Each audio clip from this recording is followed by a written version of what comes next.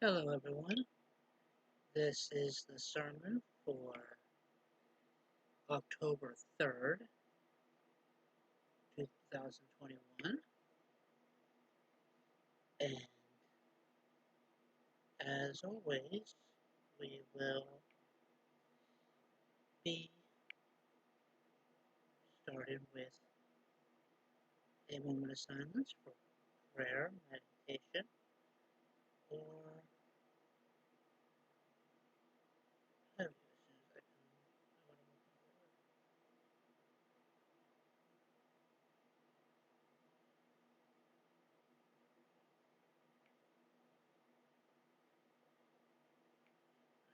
A moment of meditation for prayer, a moment of silence for prayer, meditation, or whatever have you.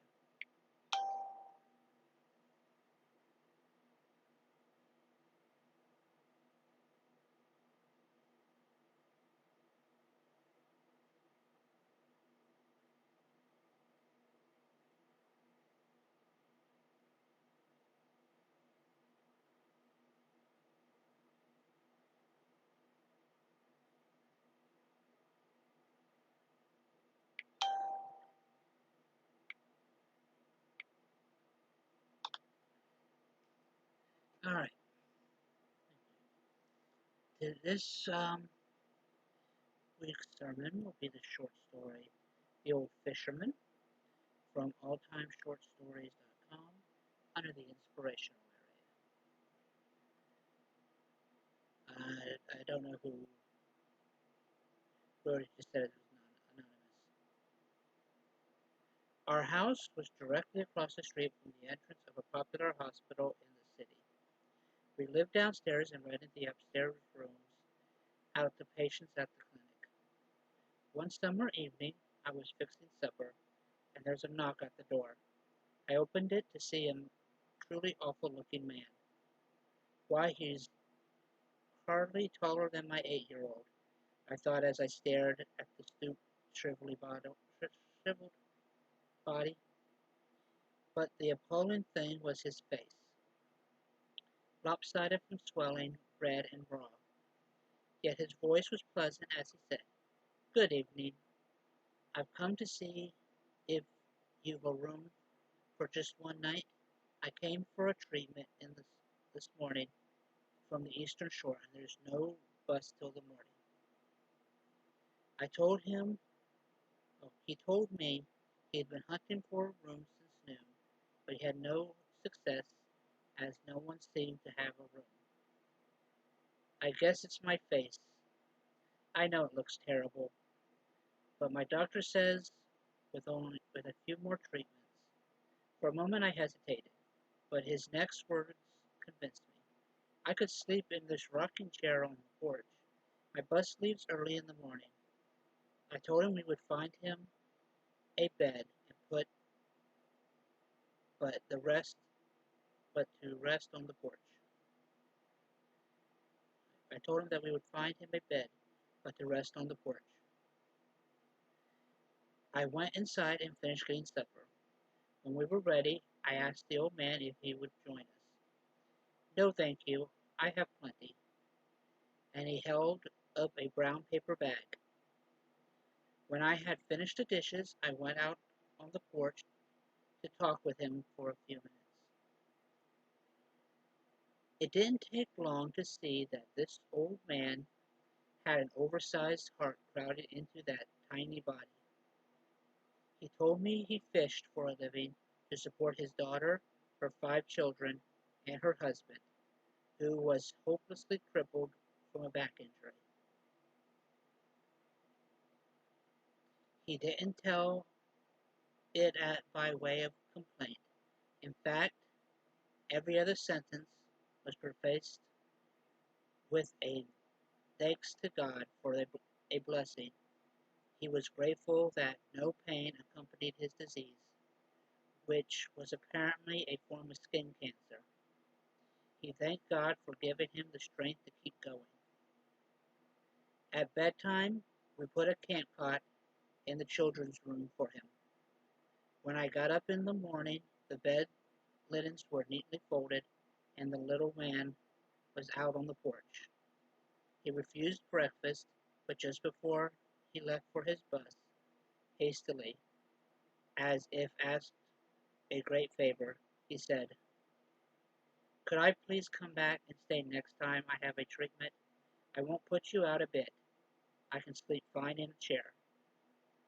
He paused for a moment and then added, "Your children made me feel at home. Grown-ups are bothered by my face, but children don't seem to mind." I told him he was welcome to come again. On his next trip, he arrived. On his next trip, he arrived a little after 7 in the morning.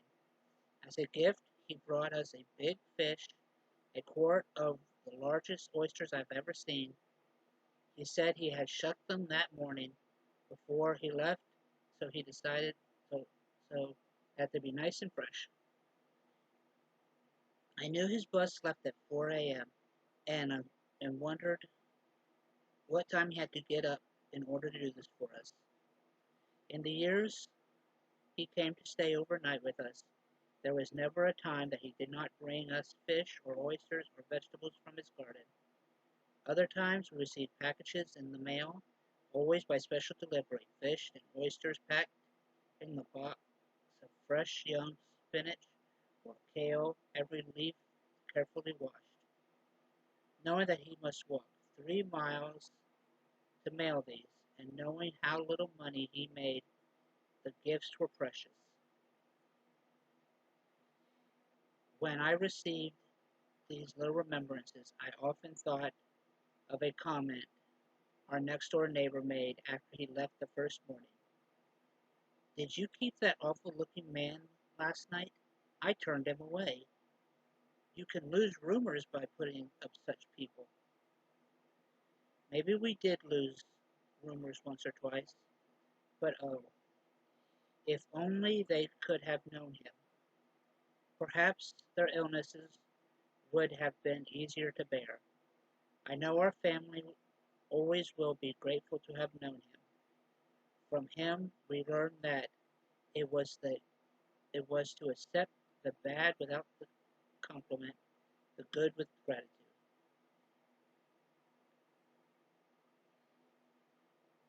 I recently was visiting a friend who has a greenhouse. He showed me she showed me as she showed me her flowers, we came to the most beautiful one of all, a golden chrysanthemum bursting with blooms. But to my great surprise, it was grown out of an old, dented, rusty bucket. I thought to myself, if this were my plant, I would put it in the loveliest container I had. My friend changed my mind. I ran short of pots, she explained, and knowing how beautiful this one would be, I thought it wouldn't mind starting out in an old pail. It's just for a little while, till I can put it out in the garden. She must have wondered why I laughed so delightfully. But I was imagining just such a scene in heaven. Here's an especially beautiful one, God might have said when he came to the soul of the sweet old fisherman. He won't mind starting out in his small body. From unknown author. If only our eyes saw souls instead of bodies, how different our ideals of beauty would be.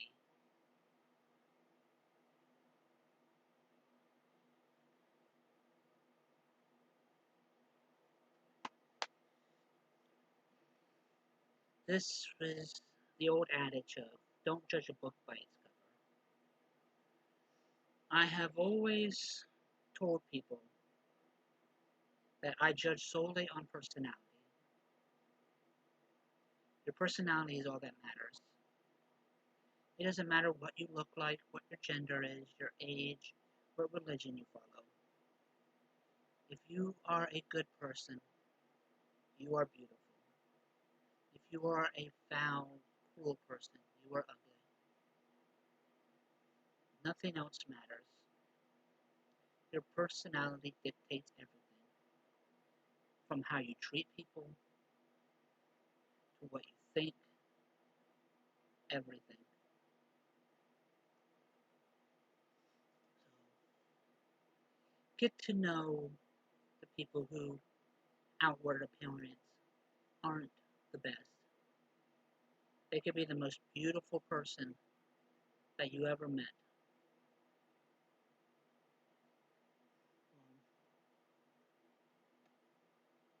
Um, this comes to the end of this sermon.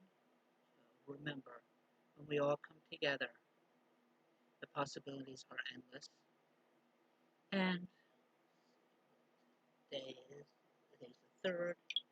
So what next week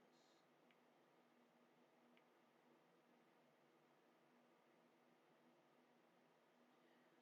But we do have one more sermon.